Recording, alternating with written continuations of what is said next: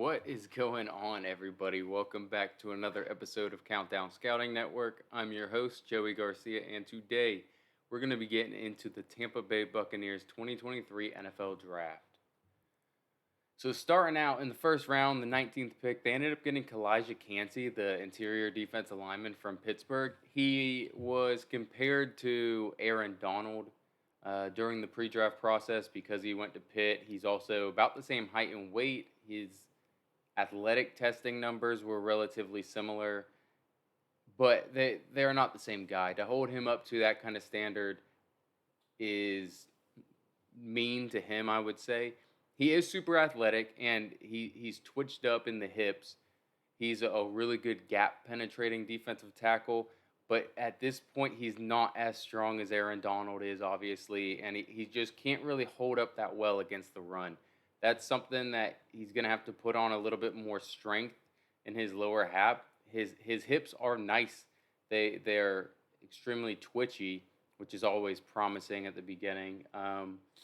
So that's just one thing is he's going to be able to get some interior pass rush, and he's going to be able to get into his run fit into gaps, but not necessarily being able to hold up a lineman and read and react. So that's something he can, that's something he can get into later on. But at this moment, he's not fully there yet. I do like the pick. I don't really like it in the middle of the first round. The end of the first, early second is probably where I would have felt more comfortable. But it's not a bad pick at all. Their next pick I felt like was a little bit of a reach again as well as Cody Mock or Cody Mach. I think I've heard him called Cody Mock, so I'll call him that. Interior offensive lineman from North Dakota State. He's one of my favorite prospects of this year's draft, just based on his story and his look. He's missing his two front teeth. He came in as a tight end prospect, I believe, for North Dakota State, and ended up putting on like 70 pounds, 65 pounds, something like that. And so he's really athletic because he was a tight end beforehand. He's got really good lateral agility. He can control his body really well, which is always a good thing to have.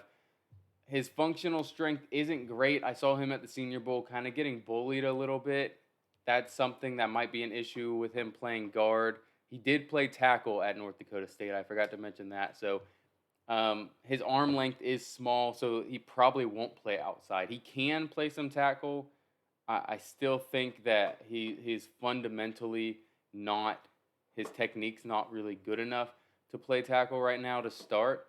So I think he'll probably start inside, and then they might push him out to tackle next year or the year after that. So he's going to be an okay starting guard. There's going to be times where he gets bullied, and you'll notice it. But he can move really well. He goes up to the second level really well, and he can pass protect fairly decently as well. So he's going to be a solid contributor. But again, he's going to have some rough patches.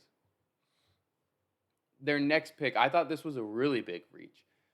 I thought Yaya was a little bit more of a day 3 selection. They got him in the third round. Yaya Diaby, the edge from Louisville. He's 6'3", 265 pounds, and he's just really raw. He's got long arms, but he doesn't have any moves. You can tell how raw he is, how athletic he is, but just raw. So that's something they're going to have to work on with him. He's going to be a guy who you think, as a third round pick, he's going to contribute early. I don't think he's going to contribute early. I think in a few years, if they can get out of him what he's capable of, I think in a few years he could be Pro Bowl level, but he is extremely raw right now. I think he's strong. He just doesn't know it yet, and he doesn't know how to leverage his strength. So right now, being an edge defender, he's not going to be able to hold the edge very well against the run, and he also doesn't really have any pass rush moves right now. But you can tell with his athleticism, with some of his pure strength that he shows, that there's something in there. You just have to sculpt it. Their next pick, fifth round pick 153, it's Sir Vosier Dennis, the linebacker from Pittsburgh. He is 6 foot, 225 pounds. I like this pick. I thought this was a pretty good pick. I thought, again, I think it was a little early. I thought they could probably get him in the back of the sixth or seventh round or even. He's going to come in and be a day one contributor on special teams. So at least you're not using a fifth round pick on a guy that's not going to get any playing time. And he's got pretty good athleticism. He can diagnose plays as they're going on adequately. He's not elite at that by any means. When he gets you in open space, he breaks down really well and can tackle well. But you're not going to ask him to cover one on one in zone coverage. He's still also a little bit of a liability. So I don't know if he will ever play any meaningful snaps on defense. I think he's purely probably a special teamer and an emergency linebacker that plays for you. But he can't play inside. He's going to have to be an outside guy, and you don't want him to guard anyone man to man. So.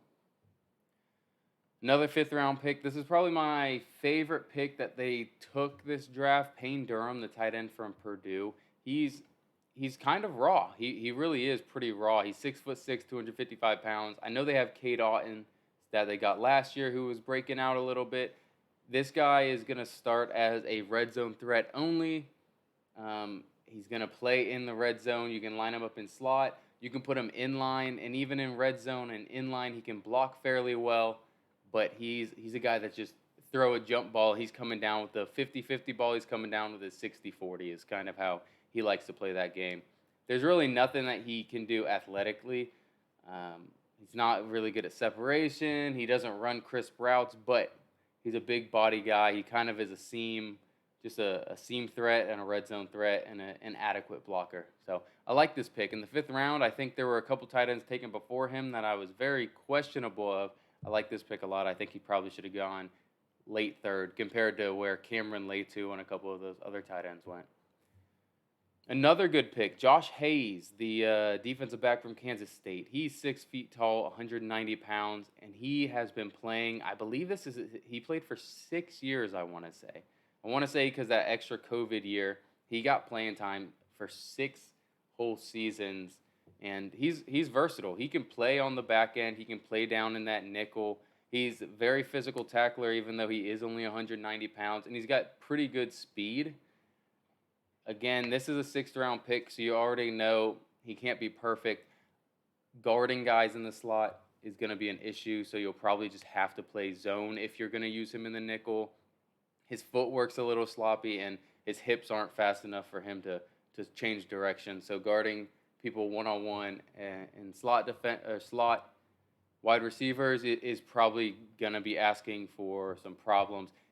I think you could probably get him to play outside a little bit depending on the scheme and if it is more of a red zone based type thing, but I think he's more of a up top defender that can come downhill against the run. So probably just a special teamer to start out, but I think he might be able to contribute a little bit depending on scheme versatility.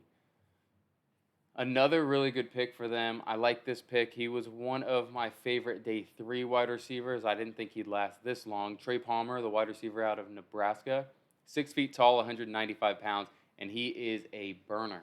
He's got real 4.3 speed. He's already a special teams ace. He was at Nebraska, so he's going to step in already.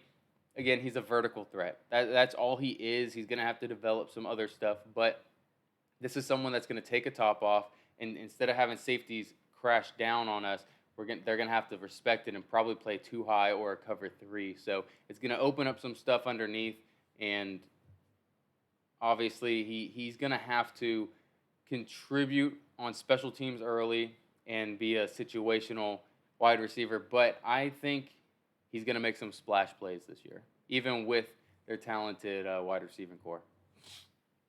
All right, another 6th-round pick, Jose Ramirez, the edge from Eastern Michigan, is their next pick. I gave it a B. I think this is an adequate day 3 ad right here. He's 6'2", 245 pounds. This is kind of what I look for in my day 3 picks, would be a guy like this. So he's got a really quick first step.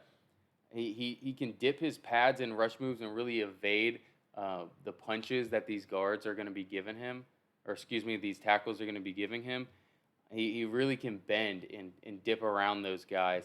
He has to work on firing his hands and deconstructing off of other people's blocks. That's something that he struggles against, and of course, he's not going to be able to hold the edge against the run. So this is a guy who honestly is probably uh, either a home run guy or he doesn't make the team. So depending on how well he does on third down pass rush reps, he probably either makes the team off that or he's off the team altogether. I don't think he's going to play very many special team snaps. He can try, and maybe he finds a roster spot because of that. But I think the only role he's going to have early on, other than special teams, would be just pass rush downs. And that is it. That is the last pick of the Tampa Bay Buccaneers draft class. I really like their day three. I think day one and day two, they were just taking their guys, which is respectable. They weren't doing any egregious reaches other than maybe Yaya Diaby. So that's probably the only pick I thought was a round or two too early. So if you guys enjoyed this, please leave a like. Go ahead and comment down below if you think I'm dumb or disagree with any of my takes.